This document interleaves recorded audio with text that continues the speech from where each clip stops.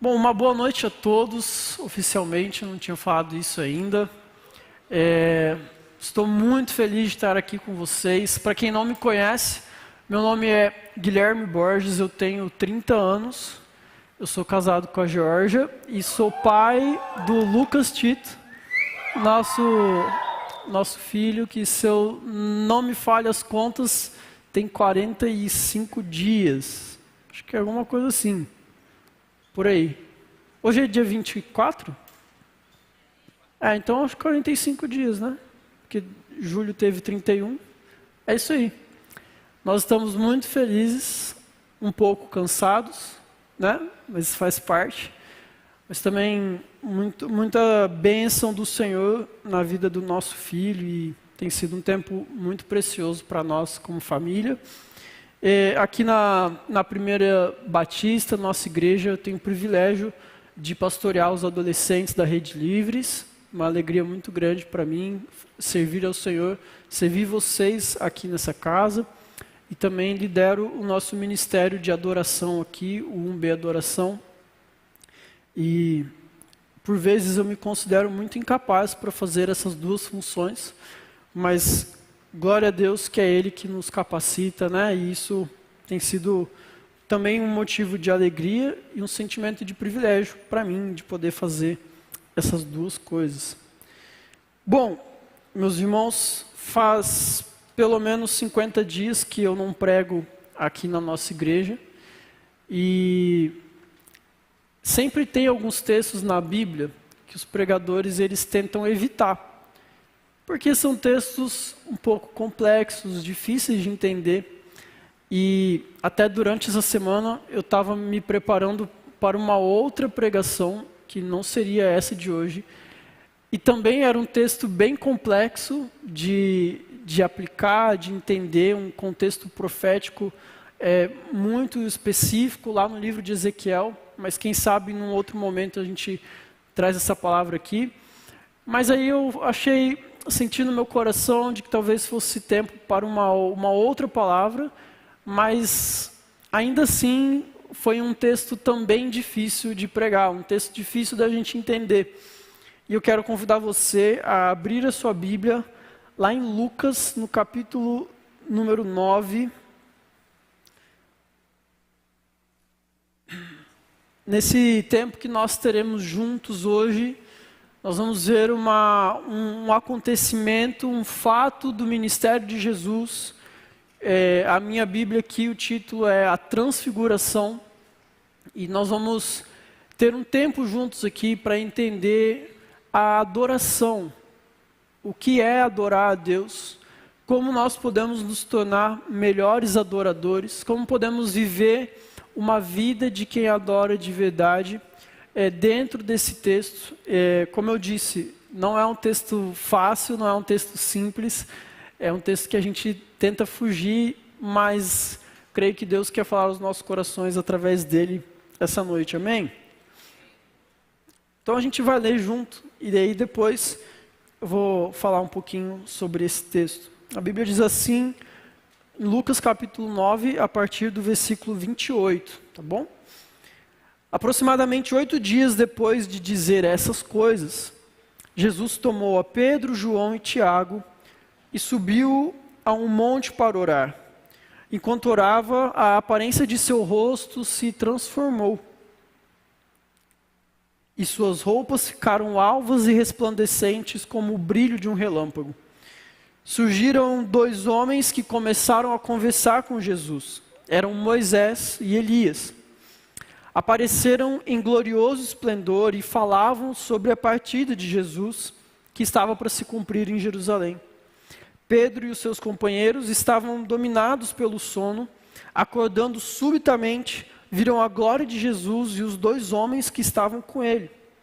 Quando estes iam se retirando, Pedro disse a Jesus: Mestre, é bom estarmos aqui.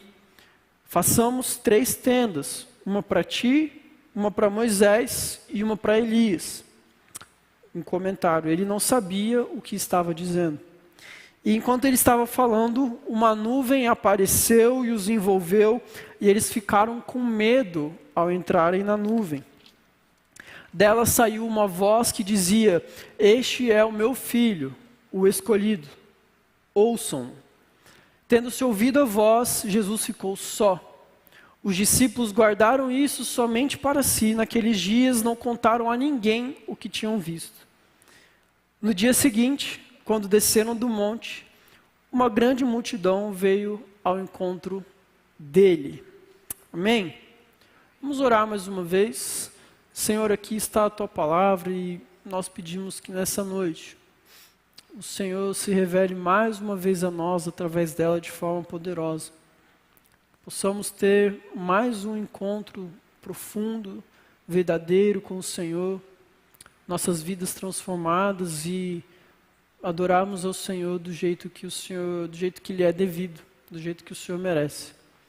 Fala aos nossos corações, traz entendimento, traz luz, que essa palavra, que é uma boa semente, possa cair aqui em solo fértil. É a oração que fazemos no nome de Jesus. Amém.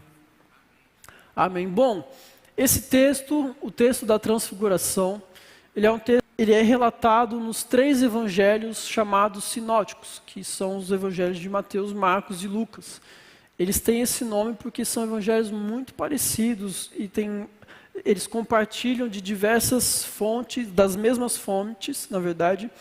E é um texto complexo de entender, um pouco confuso da gente analisar o que está acontecendo aqui. Mas falando um pouquinho a respeito desse livro de Lucas, do capítulo 9 que estava acontecendo aqui, a partir do versículo 18, a gente vê Jesus tendo um tempo a sós com seus discípulos. Ele havia acabado de enviar os discípulos para algumas missões. Depois disso, os discípulos voltam, e se você acompanhar, a gente vê aqui a primeira multiplicação de pães e peixes, um grande milagre que Jesus realizou. E logo após esse milagre realizado por Jesus, ele tem um tempo a sós com seus discípulos. E nesse momento, um pouquinho antes aqui no versículo 18, a gente vê Pedro tendo uma grande revelação a respeito de quem Jesus é. Jesus pergunta aos seus discípulos: quem dizem que eu sou? Quem as pessoas dizem que eu sou? E aí eles falam, um profeta. E Jesus fala: e vocês? Quem vocês acham que eu sou? Quem vocês dizem que eu sou? E Pedro responde dizendo: tu és o Cristo, Filho do Deus vivo. E uma grande revelação a respeito da pessoa de Jesus, de quem ele era. E um momento maravilhoso ali dos discípulos. E logo em seguida Jesus aborda os seus discípulos falando a respeito do custo que é segui-lo. Há um preço para aqueles que querem seguir a Jesus. Ele fala que se alguém quiser segui-lo, se alguém quiser acompanhar-me, negue-se a si mesmo, tome diariamente a sua cruz e me siga. Então, a mensagem do Evangelho de Cristo, a mensagem para os seguidores de Jesus, é sempre uma mensagem de renúncia. Então, logo após esses vários fatos que aconteceram, treinamento missionário, milagres acontecendo, uma revelação a respeito de quem Jesus é, exortação a respeito da vida do discipulado, Jesus tira um tempo para orar e ele leva junto com ele seus 3 discípulos mais próximos, que são Pedro, Tiago e João. E baseado nesse texto que nós acabamos de ler, nesses versículos, eu quero que a gente tire 5 lições a respeito do que é a adoração, a respeito de como nós podemos adorar a Deus de uma forma melhor. Provavelmente você já deve ter ouvido alguém falar, ou no seu próprio imaginário, quando você fala a respeito de adoração, você se imagina num lugar com a luz baixa, uma música geralmente num andamento um pouquinho mais lento, né? E você com seus braços estendidos, e você imagina que isso é adoração. Então, algumas pessoas pensam que a adoração é você cantar uma música lenta para Jesus. Só que isso faz parte da adoração, mas adorar ao Senhor é muito mais do que isso. Então hoje a gente vai falar um pouquinho, sim, eu não vou ser tão profundo a respeito do fundamento da adoração, mas eu quero ser mais prático em relação a coisas que nós podemos fazer no nosso dia a dia que nos levem a adorar a Deus de uma forma melhor. Amém? Amém?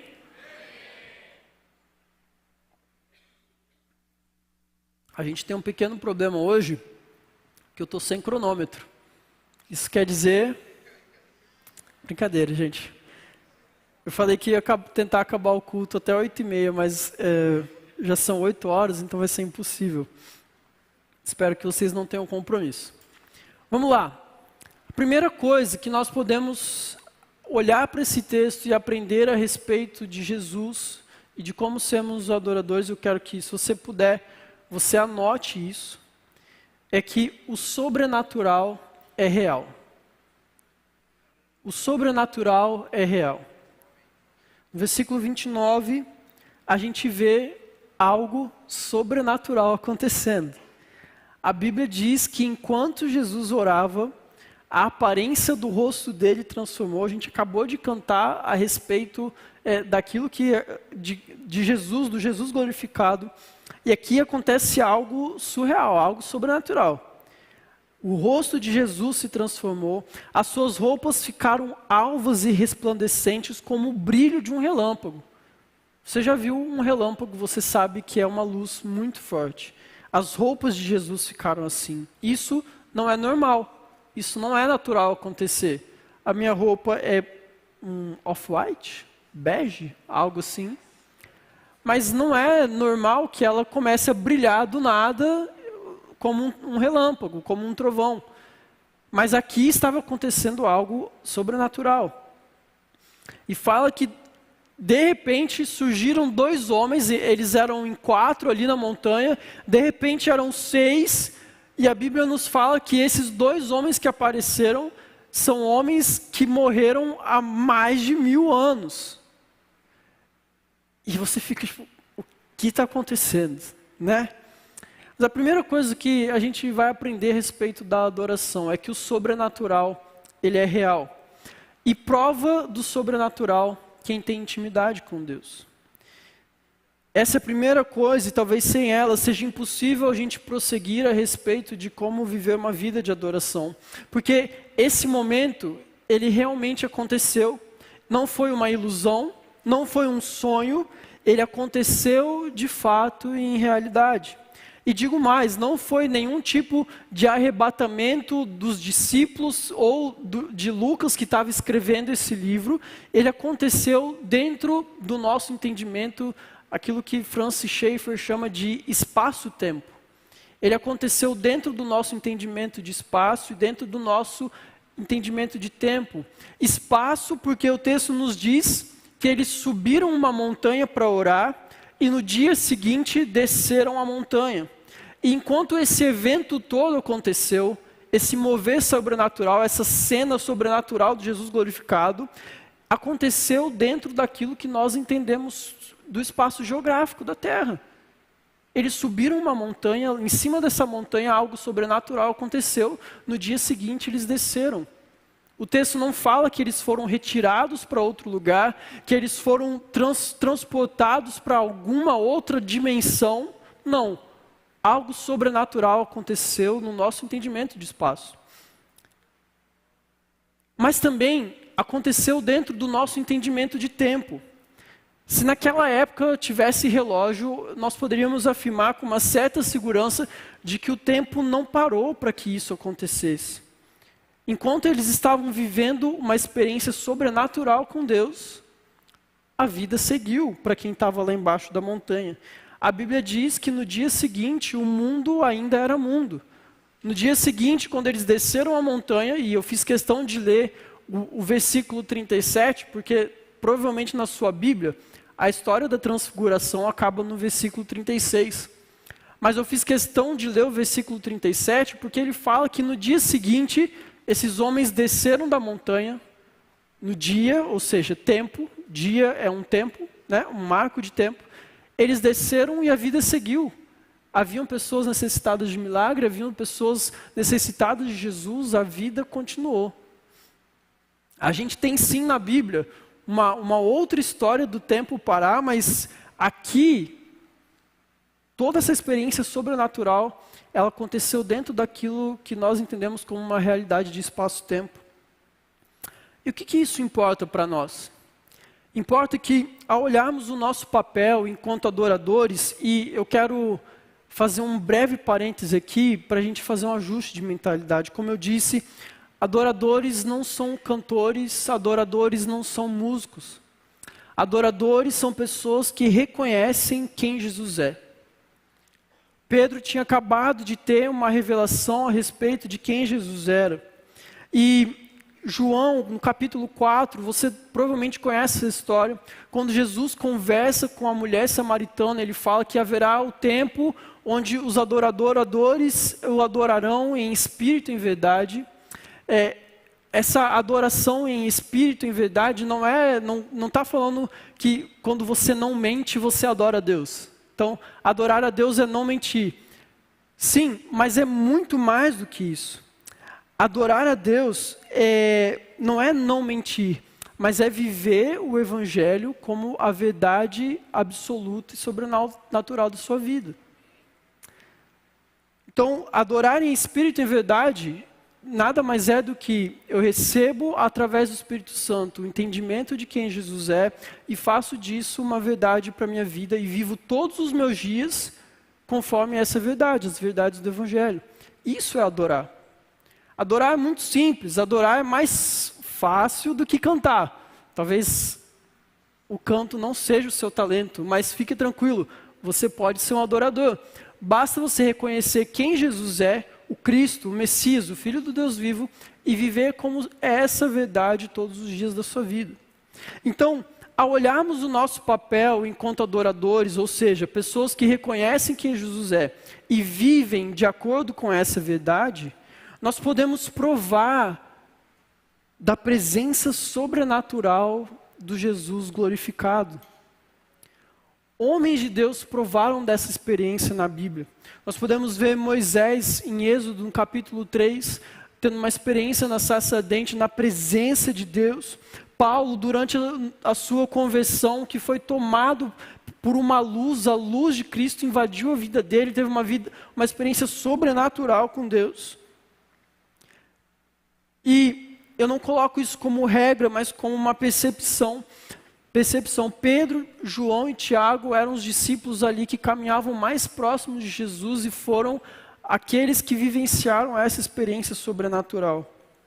Esses 3 discípulos foram chamados para um lugar de oração, um lugar de intimidade, um lugar de proximidade com Jesus, e nesse lugar eles experimentaram algo sobrenatural da parte de Deus.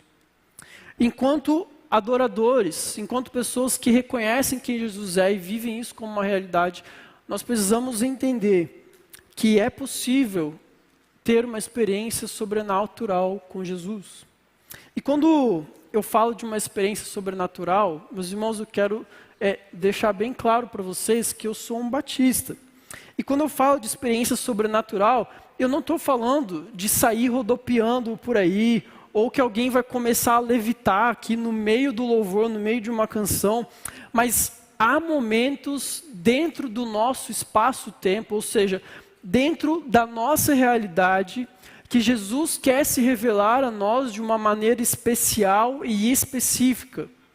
Mas nós só podemos provar isso se vivemos em uma vida de adoração, uma vida de quem reconhece quem Jesus é, uma vida de quem vive essa verdade no seu dia após dia, e uma vida de quem busca ter intimidade e proximidade com Deus. Pedro, Tiago e João experimentaram esse momento, tiveram essa experiência sobrenatural, porque eles estavam próximos de Jesus. Nós, como adoradores, nós podemos ter essas experiências, nós podemos provar disso. Podemos ter experiências sobrenaturais na nossa vida, experiências que marcam, isso é possível. Mas nós precisamos ter proximidade com Jesus. Então, a primeira coisa que nós podemos olhar para esse texto e aprender é que o sobrenatural é real. Amém?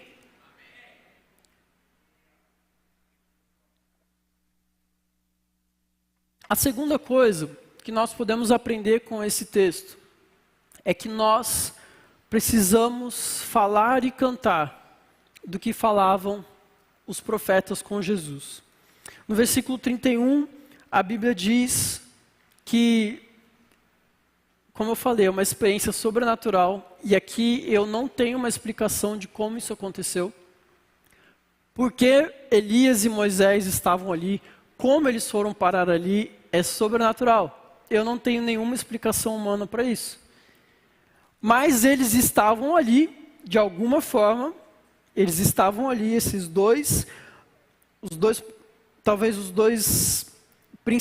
duas pessoas principais do Antigo Testamento. Eu poderia talvez acrescentar Davi, mas em termos de profético e ministério, Elias e Moisés, eles foram assim, as pessoas mais exponenciais e importantes do Antigo Testamento.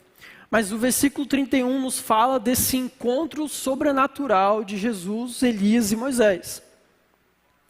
Esse texto, ele pode nos dar uma boa pista a respeito do que acontece com as pessoas que morrem, e a gente levaria essa pregação para o lado mais escatológico, falando das últimas coisas, mas esse não é o nosso foco hoje. Mas veja bem, os dois maiores profetas da Bíblia se encontram no momento único do cosmos. Momento único. Dois homens que viveram há mais de 1000 anos atrás se encontram com Jesus glorificado, com uma aparência que ninguém jamais tinha visto, numa montanha com 3 pescadores que estavam dormindo, cansados, tinham acabado de ver um monte de milagre, coisa de louco acontecendo. E olha sobre o que eles estão falando. Na versão da NVI diz: e falavam sobre a partida de Jesus que estava para se cumprir em Jerusalém. Algumas versões vão ser ainda mais específicas, vão dizer: falavam sobre a morte de Jesus que estava para acontecer. Veja, desde o começo do mundo, desde toda a história da Bíblia, dos profetas, dos reis de Israel, de Judá, desde sempre, existiu apenas um fundamento de esperança e paz para homens e mulheres pecadores: a morte de Jesus. E a morte de um poderoso mediador entre Deus e os homens. Esse fundamento é a verdade central de todo o cristianismo e do evangelho. Sabe, meus irmãos, essa é a centralidade das Escrituras, a morte e ressurreição de Cristo. A morte de Jesus é o ponto decisivo da história. É claro que o nascimento de Jesus foi muito importante, mas é a cruz que tem um impacto universal, porque foi na cruz que os nossos pecados foram perdoados. Na vida de todos os homens, o marco é antes e depois da cruz. E é incrível, porque, veja bem, Moisés e Elias estavam ali. Eles poderiam falar a respeito de tantas coisas com Jesus. Eles poderiam ali naquele momento talvez falar: olha Jesus, você viu o que aconteceu na história? Nesses anos que se passaram, nós pregamos, nós falamos, Deus alertou o povo lá no deserto. Puxa, eu perdi a cabeça, já não sabia mais o que fazer com aqueles teimosos, eu perdi a cabeça, deixei de ver a terra prometida, e olha, até agora parece que eles não entenderam. A gente tentou. Elias poderia falar: eu acho que foi melhor eu ter sido arrebatado mesmo, porque eu preguei, o povo continuou pecando, a nação de Israel foi destruída, a nação de Judá foi destruída. Parece, Jesus, que a minha pregação, aquilo que eu fiz não serviu de nada. Eles poderiam falar sobre o ministério deles, poderiam falar sobre o ministério profético, eles poderiam falar sobre os milagres que Jesus estava fazendo, eles poderiam falar: ô Jesus, que bacana esses 3 que você está trazendo aí. Parece que eles têm potencial, né? Talvez para abrir uma igreja e talvez espalhar o evangelho para todo mundo por mais de 2000 anos. Esses três pescadores aí, jovens pescadores, bacana você, Jesus, você é o cara, você escolhe muito bem as pessoas. Enfim, eles poderiam falar sobre várias coisas, mas a única coisa que realmente faz diferença e transforma totalmente a vida de uma pessoa é a morte e a ressurreição de Cristo. Elias e Moisés, eles eram super profetas, super próximos de Deus. Moisés teve experiências sobrenaturais Vocês sabem disso, Moisés passou perto da glória de Deus, Moisés foi envolto pela nuvem da glória de Deus, ele teve experiências sobrenaturais com Deus. Mas ele sabia que a única coisa que podia mudar o destino final da vida dele era a morte e a ressurreição de Cristo. Porque a morte e a ressurreição de Cristo era o que dava salvação para Moisés, era o que dava salvação para Elias, é o que dá salvação para mim e para você. O que eu percebo é que há uma tendência para nós, enquanto igreja, enquanto adoradores, em cometer dois erros. O primeiro é esquecer o nosso modo de vida. Jesus tinha acabado de falar com seus discípulos que o caminho daqueles que seguem Jesus é um caminho de morte, é um caminho de renúncia, um caminho, muitas vezes, de sofrimento e dor.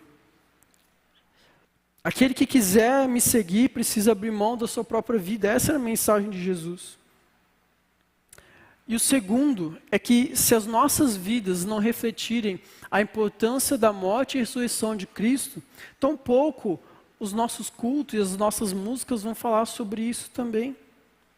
É claro que a nossa ideia aqui, lendo esse texto, não é fazer com que todo culto seja o tema cruz.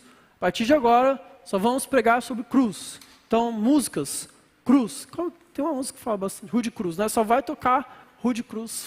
Desculpa, é um hino muito antigo, adolescente, vocês não vão saber o que é Rude Cruz. Os 40 mais aí já conhecem, imagino, né? Temos esse público aqui hoje, amém? Aí, então vocês conhecem Rude Cruz. Agora, hino oficial da Primeira Batista, Rude Cruz. Não é isso. Mas nós vivemos em um tempo de canções vazias, de conversas vazias, de pregações vazias, que não apontam para a cruz de Cristo. Muitas vezes nós falamos muito mais nas nossas músicas, nas nossas conversas, sobre o homem, sobre as nossas necessidades, sobre os nossos anseios, e pouco falamos a respeito daquilo que Jesus fez. Eu entendo que toda a arte e a nossa vida, ela é uma vida vivida no cotidiano, né? Nós não temos como ficar humilhados e prostrados 24/7, olhando para a cruz e refletindo nisso. Não é isso. Vocês são maduros para entender. Mas, de alguma forma, tudo aquilo que nós fazemos no nosso dia a dia, nas nossas canções, nas nossas pregações, elas precisam falar de uma realidade, de uma verdade maior, que é a cruz de Cristo, a morte e a ressurreição dele por nós. Sem isso, nós não estaríamos aqui. Sem a cruz, não teria ministério de louvor. Sem a cruz, não teria igreja. Sem a cruz, não teria igreja. Sem a cruz, todas essas coisas não passariam de uma tentativa de se conectar com o divino. Sem a cruz, tudo isso aqui não passaria de um simples ritual, onde a gente vem, tenta de alguma forma se aproximar de Deus, e nada muda. Moisés e Elias sabiam disso, e se eles se importavam com esse assunto, não vou ser eu, Guilherme Borges, em pleno 2024, que vou ignorar, né? Espero que você também não. Então, nós, como adoradores, precisamos entender que o sobrenatural. Vamos lá, todos juntos? Precisamos entender que o sobrenatural é real. Isso. E segundo, precisamos falar e cantar do que falavam os profetas com Jesus. Amém? Gravaram os dois? Tem mais 3, então, para vocês gravarem, viu? A próxima coisa que nós podemos aprender com esse texto, a terceira coisa, é que nós precisamos nos manter acordados. Veja, o texto aqui no versículo 32, ele vai nos contar que os 3 discípulos estavam caindo de sono. Olha lá, Pedro e seus companheiros estavam dominados pelo sono, estavam com muito sono. Veja, Jesus, ele era um cara assim, vamos embora, vem comigo, no meu ritmo. Tem dia de descanso, mas tem dia de trabalho. E aí depois de um dia de trabalho, o subiram uma montanha. Quem aqui já subiu o Morro do Ernesto? Levanta a mão. Estou falando de um tranquilinho, hein? Morro do Ernesto é tranquilinho. Mas você deve ter chegado lá em cima já ofegante. Então, depois de subir uma montanha, e se você for ver a região ali de Jerusalém, ela é uma cidade cercada por montanhas e vales. Depois de uma grande subida da montanha, Jesus ainda põe seus discípulos para orar. Bora orar. E aqui, então, os três estavam caindo de sono, estavam dominados pelo sono. Mas, de alguma forma, aqui na minha versão diz, acordando subitamente. Algumas traduções vão dizer, esforçando-se para manter-se acordados, os três viram a glória de Jesus. Eu percebo que um risco que nós podemos cair, e podemos passar por isso na nossa vida com Deus, na nossa vida diária, espiritual, vamos assim dizer, eu não gosto desse termo, mas talvez esse seja o termo mais fácil de vocês entenderem. Num sono espiritual, tá? Não estou falando de sono da alma, mas vou chamar de um sono espiritual. Muitas vezes nós somos tomados pela apatia, pelo cansaço, às vezes um cansaço até da nossa rotina de serviço a Deus, aqui na igreja, no nosso PGM, seja onde for, na nossa família. E com isso, nós perdemos de ver aquilo que Deus está fazendo e que quer fazer. Muitas vezes nós andamos cansados, com sono, vivendo uma vida de frieza. E sabe, como eu disse, Jesus chamou os discípulos para orar de madrugada, depois de subir uma montanha. E sabe, se dá sono neles, dá sono na gente também. Quem nunca, né? Colocou no despertador para orar às 3 da manhã, aí acordou, Jesus abençoa Deus. Né? Quem nunca? É difícil, cansa, né? É ruim, né? Nesses 45 dias que meu filho nasceu, tem acontecido coisas interessantes na madrugada quando ele acorda para mamar. E Guilherme, eu tenho uma certa dificuldade para acordar de madrugada, assim. Eu gosto muito de dormir. Então, pensa o desafio, né? Mas eu lembro que na segunda semana, na primeira ou na segunda semana do Lucas, eu fui preparar o leite dele, assim. Aí, acho que eram umas 3:30 da manhã. Sabe, daquele jeitão de quem acorda 3:30 da manhã, e o bebê meio que resmungando, já querendo mamar, e você tendo que fazer as coisas na pressa. De repente eu olho o chão todo cheio de leite. Eu fui virar a mamadeira e não fechei direito, e caiu tudo assim, daí tive que refazer a lambança no quarto, 3:30 da manhã. Enfim, a gente não funciona muito bem quando a gente está cansado. A gente não funciona muito bem quando a gente está com sono.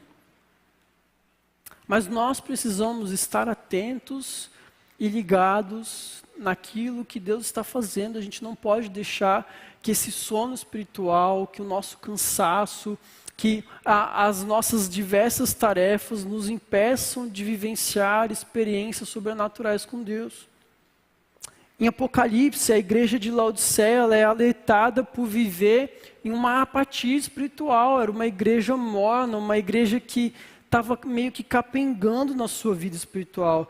Sabe aquela temperatura gostosa de dormir, que é um morno? Se está muito quente, você vai começar a suar e...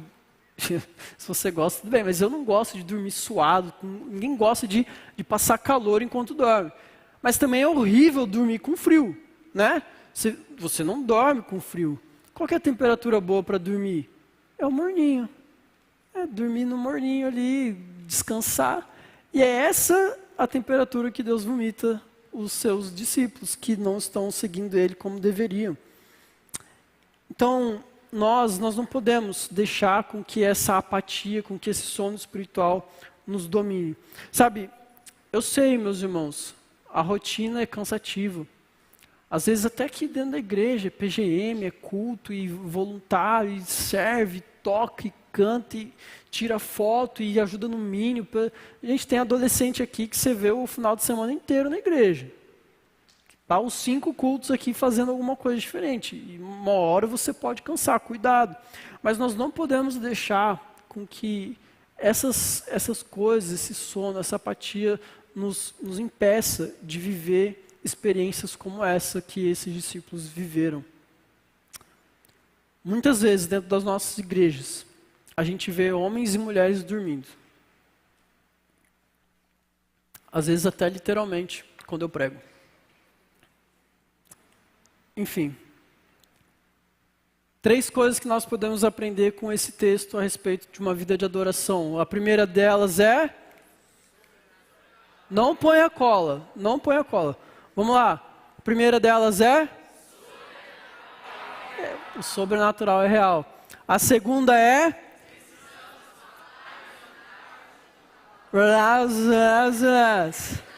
Precisamos falar e cantar sobre o que falavam os profetas. Isso.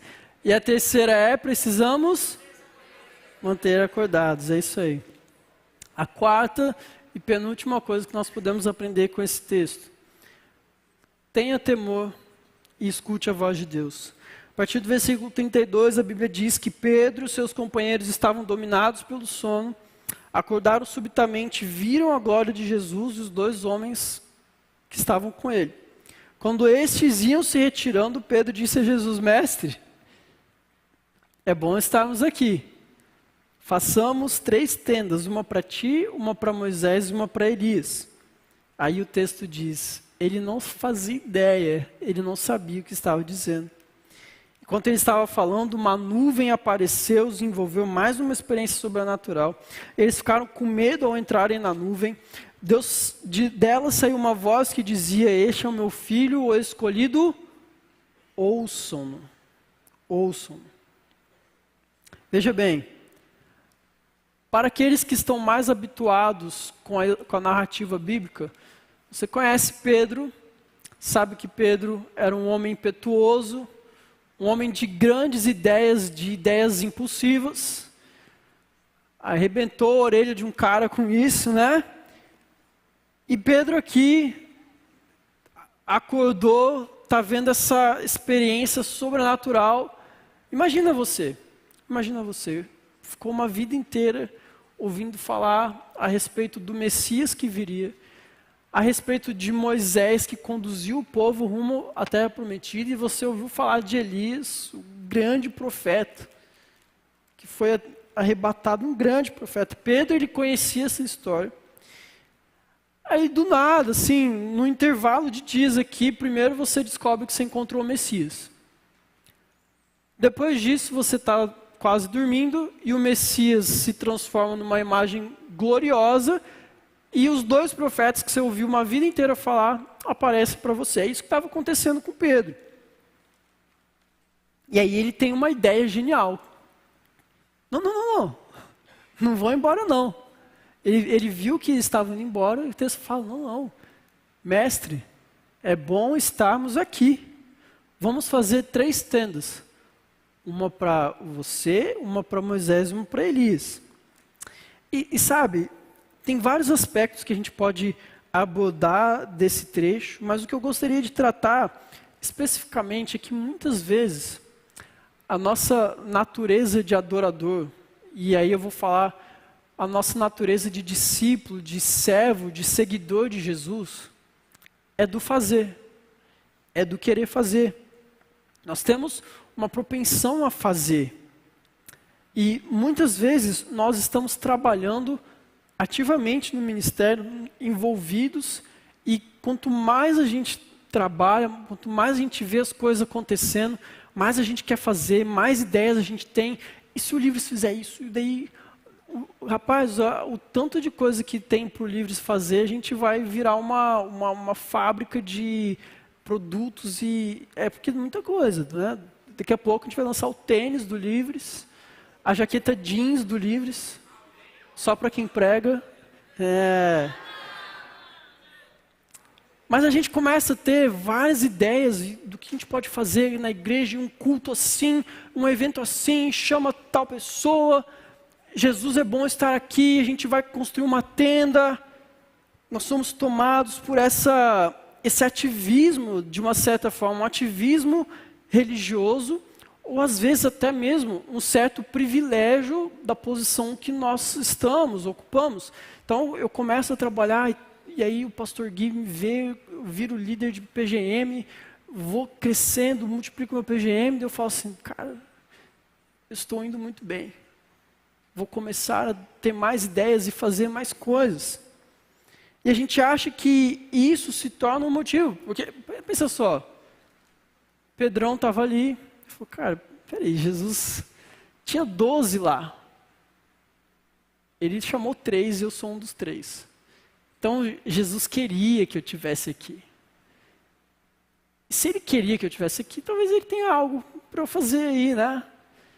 Eu falo, não, tive uma ideia, então vamos tentar continuar essa cena aqui, passar mais uns dias, passar mais um tempinho com Moisés e com Elias. E o texto fala que Pedro não fazia ideia do que estava acontecendo. A gente vê essa nuvem de glória tomando lugar, e aí uma voz sai dessa nuvem, nós entendemos como a voz de Deus, porque fala, este é o meu filho escolhido, ouçam-no, ouçam-no, ouçam a Jesus. Pedro, não fala, Pedro, ouça, Pedro, para de ter ideias, começa a ouvir aquilo que eu quero que você faça. Eu não quero que você faça tendas, Pedro, eu quero que você me siga do jeito que eu tenho para você.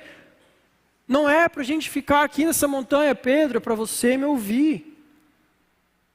E aqui dentro desse tema eu quero falar 3 coisas específicas. A primeira é que Elias e Moisés são legais, mas Jesus é muito maior que eles. Pedro queria fazer 3 tendas, mas Pedrão, Moisés e Elias, legal, surreal, parecia que estavam mortos, mas não estão. Mas você está tendo Jesus glorificado. Para de fazer tenda para eles e faz um palácio para Deus.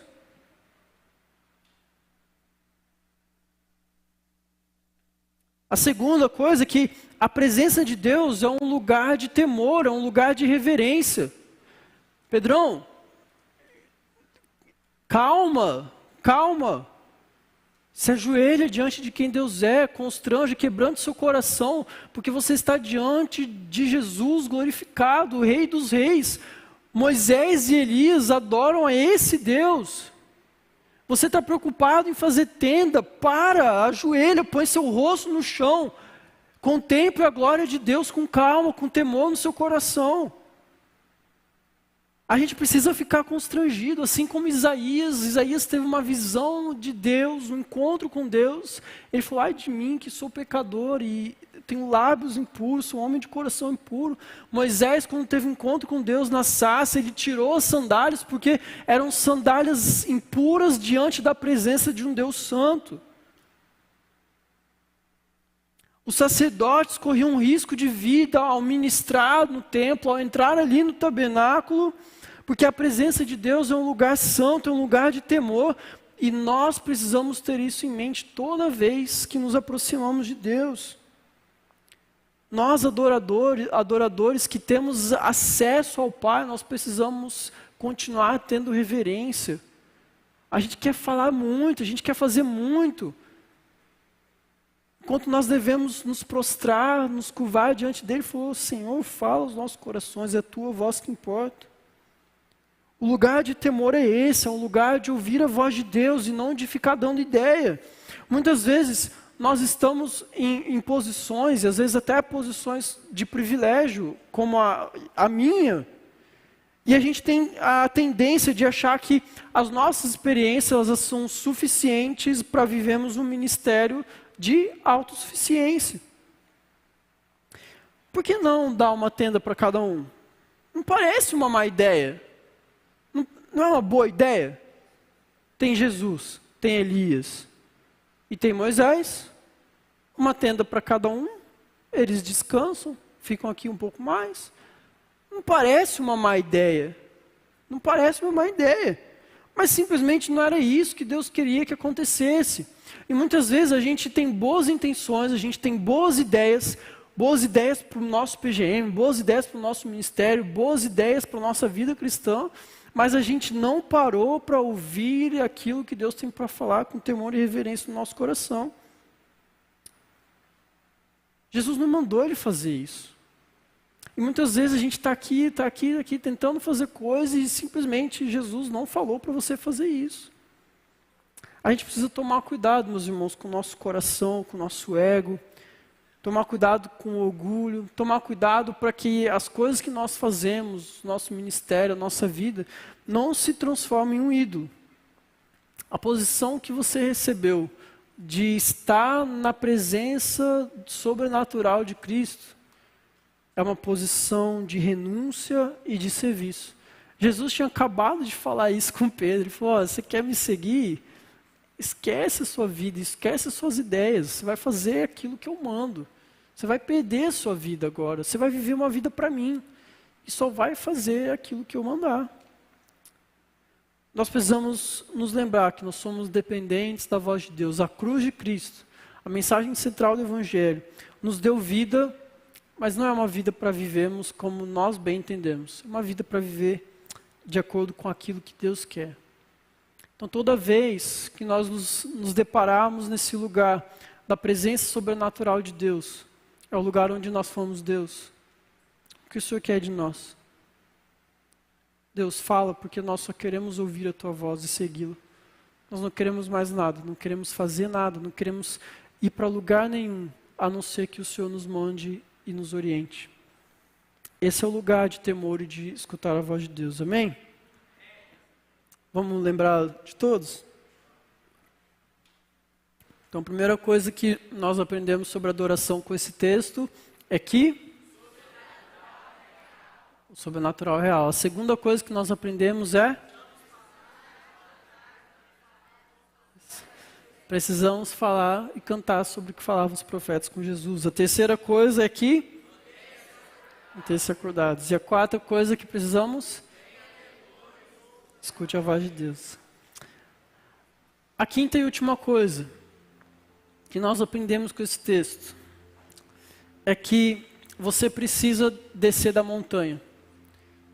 E descer da montanha é viver o presente com a expectativa do futuro. Como comentamos, como eu falei no primeiro ponto, no dia seguinte, eles desceram da montanha. No dia seguinte, a vida continuou. Como eu falei, no dia seguinte haviam pessoas sedentas e famintas de Deus. Pessoas que precisavam, talvez, de ter um mesmo encontro com a presença transformadora de Jesus, assim como esses homens tiveram. O alerta que fica para nós é que muitas vezes nós estamos vivendo como se estivéssemos o tempo inteiro na montanha. E aí eu entenda montanha como igreja, ministério, pequeno grupo, culto. Qualquer um desses lugares pode ser a sua montanha. Muitas vezes tem pessoas que só vêm na montanha quando vão servir, quando vão cantar, ou tocar, fazer alguma coisa. Ou tem pessoas que vivem a vida como se a montanha fosse o culto de domingo e esquece o resto, esquece os seus outros dias. Tem gente que só fala de Jesus e só abre a Bíblia quando tem culto. E eu nem vou ser tão extremista assim, mas às vezes tem pessoas de profunda intimidade com Deus, que já vivenciaram e experimentaram coisas incríveis com o Senhor, mas que acabaram se acostumando com isso. E transformaram a montanha, que é um lugar de experiências sobrenaturais com Deus, em um lugar qualquer da sua vida. E aí a gente pode cometer dois erros. Ou tratar a igreja como se fosse a nossa vida inteira, ou a gente pode esquecer que existe uma vida para ser vivida, fora também das portas da igreja. No dia seguinte, esses discípulos desceram a montanha. Tinha gente precisando de cura, tinha gente precisando de libertação, tinha gente precisando de ouvir palavras de esperança, de consolo. E se o que a gente vive aqui dentro da igreja não nos habilita para viver uma vida sobrenatural no natural, então a gente está vivendo uma vida muito rasa com Deus. Se as experiências que a gente tem com Deus não são capazes de transformar apenas a nossa vida, mas também a vida de outras pessoas, então talvez a gente está tendo um nível de profundidade muito raso com Deus. Francis Schaeffer ele vai falar que viver como um cristão significa viver nas duas metades da realidade. Nós andamos o tempo inteiro experimentando o natural e o sobrenatural. Sabe, meus irmãos, essa passagem, ela nos mostra algo da glória que Cristo terá na sua segunda vinda.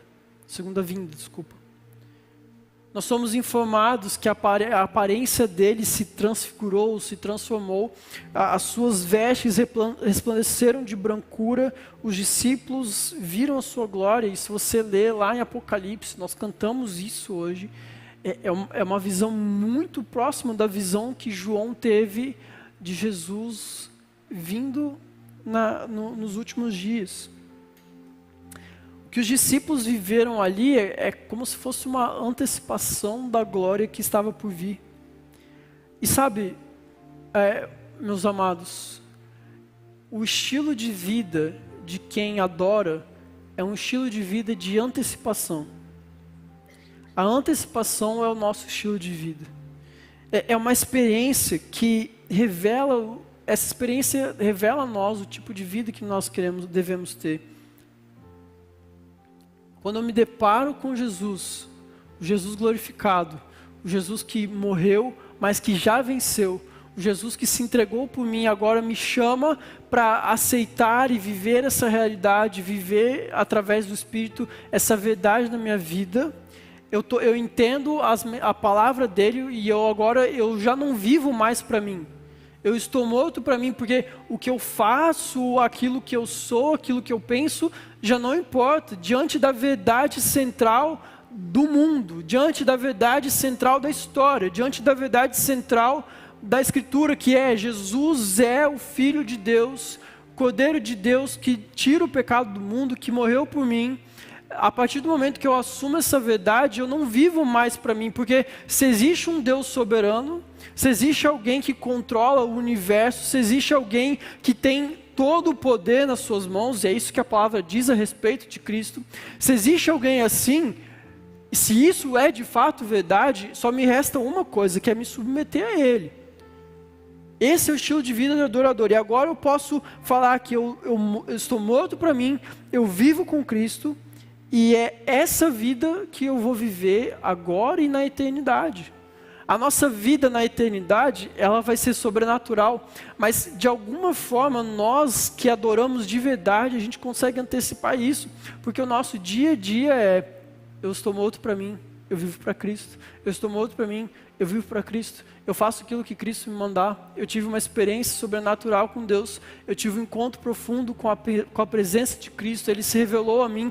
Ele me mostrou o Senhor e Salvador que Ele é da minha vida. E agora eu não faço mais outra coisa. Eu vou viver todos os meus dias assim, morto para mim, ouvindo, tendo temor e andando em experiências sobrenaturais, falando a respeito daquilo que eu tenho vivido para outras pessoas.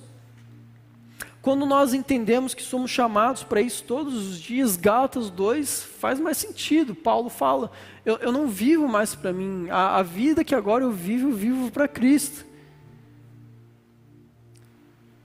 E a vida que nós vivemos pela fé é a vida em um Cristo ressurreto, glorificado, com uma face que brilha mais que o sol, com roupas reluzentes como um relâmpago, capaz de iluminar o meu, o seu e do mundo, os dias mais sombrios da nossa vida, e de trazer esperança aos necessitados.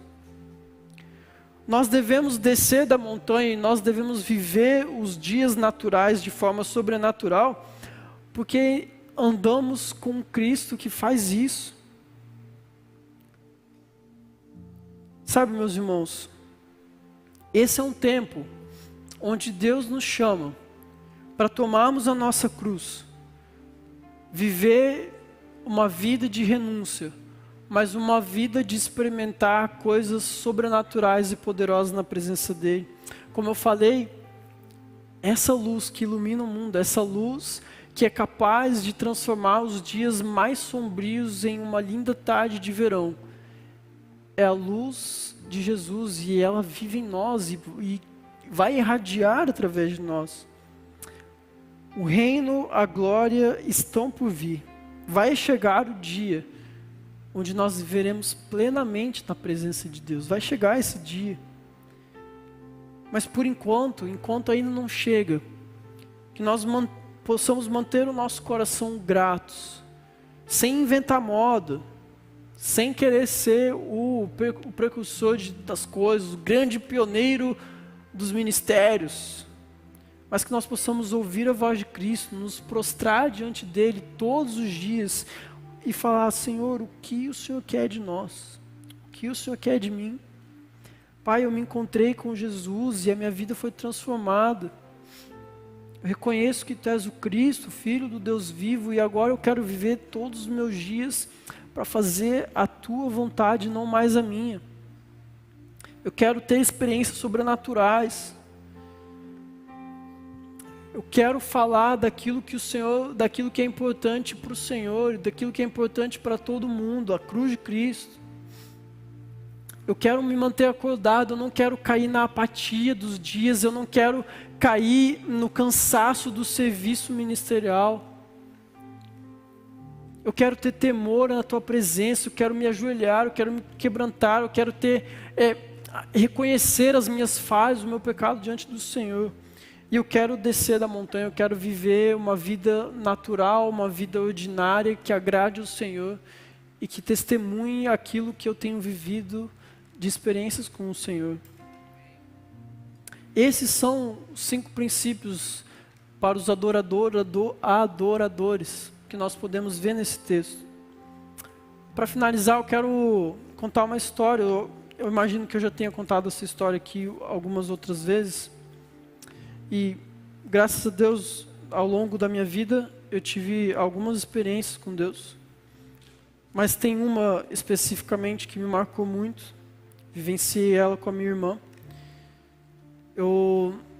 Nessa época, eu morava com a minha avó. E a minha avó, na época, ela já tinha Alzheimer e ela tem um sono muito leve. E ela de vez em quando ela fazia rondas nos quartos da casa de madrugada. Então era comum, 3 horas da manhã, ela abria a porta para ver se estava tudo bem. Ela fazia isso na casa toda. E ela, como eu falei, ela tinha um sono muito leve. Então à noite, assim, qualquer barulho que fizesse, ela acordava, ela ficava um bom tempo sem dormir, começava a fazer as rondas. Ou seja, a gente tinha que fazer silêncio. E teve um dia específico que eu e minha irmã, a gente estava passando por uma experiência muito poderosa aqui na igreja, algo sobrenatural que Deus estava fazendo aqui no meio da nossa igreja. Acho que foi 2011, 2012, algo assim. E eu lembro que já era tarde, era perto de 11 da noite, assim, e a gente sentiu no coração um desejo de orar. E nós começamos a orar de joelhos ali no nosso quarto, começamos a orar, a buscar ao Senhor, e o Senhor começou a nos quebrantar, o Espírito de Deus começou a quebrantar o nosso coração, e nós começamos a chorar diante da presença de Deus, constrangidos pela glória de Cristo. Quando nós olhamos para a glória de Cristo, é um quebrantamento no nosso coração, porque nós não somos nada, nós não temos nada a oferecer diante desse Deus, e Ele deu a vida dele por nós. Isso é constrangedor, isso é vergonhoso até de alguma forma, mas nós estávamos ali, começamos a chorar diante da presença de Deus, e no meu coração vinha: Jesus, minha avó vai acordar a qualquer hora, vai entrar aqui no quarto, vai brigar com a gente, e por diversos motivos da doença, mas assim, qualquer desavença era algo grande assim com ela. Não sei se você já teve contato com idosos com Alzheimer, alguns ficam mais agressivos às vezes, e minha avó brigava com a gente nessa fase, e eu falava, não, a gente vai ter que parar, mas não conseguia parar, tamanho constrangimento diante da presença de Deus. Eu sei que a gente ficou ali, meus amados, por vários minutos, talvez algumas horas orando diante da presença de Deus, e de uma forma sobrenatural, a minha avó dormiu aquela noite inteira. Eu não tenho como explicar isso, talvez não tenha acontecido nada demais, talvez naquela noite ela dormiu bem, mas eu creio que foi algo sobrenatural de Deus, que queria ter um tempo comigo, com minha irmã de oração ali, e fomos quebrantados na presença de Deus. Eu guardo isso no meu coração até hoje, me lembro disso, e sabe, eu nunca mais, eu tentei reproduzir isso, não, eu vou voltar para a montanha, chamei minha irmã no dia seguinte, não, vamos orar aqui de novo, porque a avó não vai acordar. Ela acordou no dia seguinte. Às vezes a gente fica tentando reproduzir experiências que a gente já teve, tentando voltar para a montanha, e Deus fala assim, não, agora eu quero que você tenha experiências aqui de fora. Mas o que eu quero dizer é, qual foi a última vez que você teve uma experiência dessa com Deus? Qual foi a última vez que o Senhor te levou para a montanha e você se permitiu ouvir e ver aquilo que Deus estava fazendo?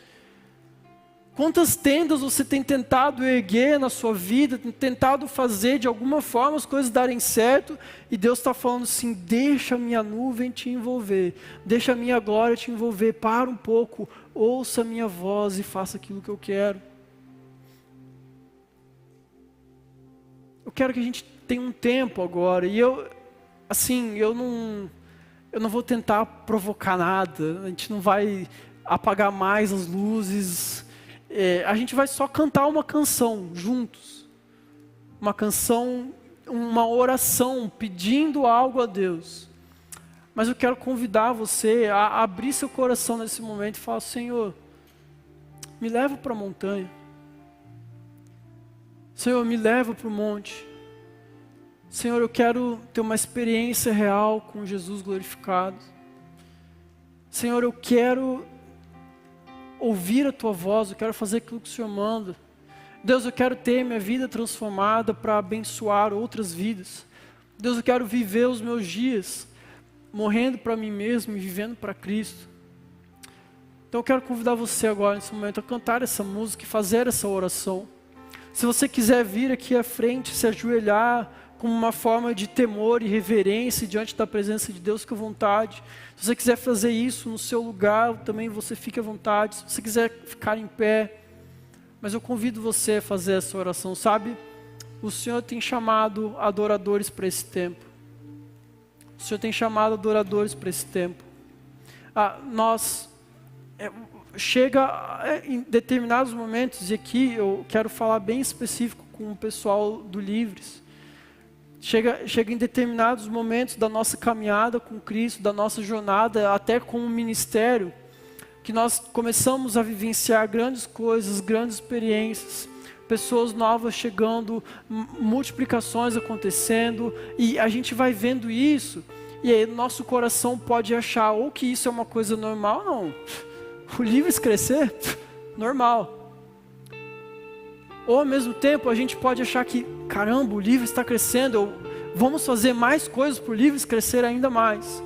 E Deus talvez esteja nos chamando para um lugar de encontro com Ele, de montanha, um lugar de parar de fazer coisas, ouvir a voz dEle, parar de tentar fazer coisas e acordar do sono que muitas vezes nós estamos na nossa vida espiritual. E está nos chamando para viver algo sobrenatural com Ele.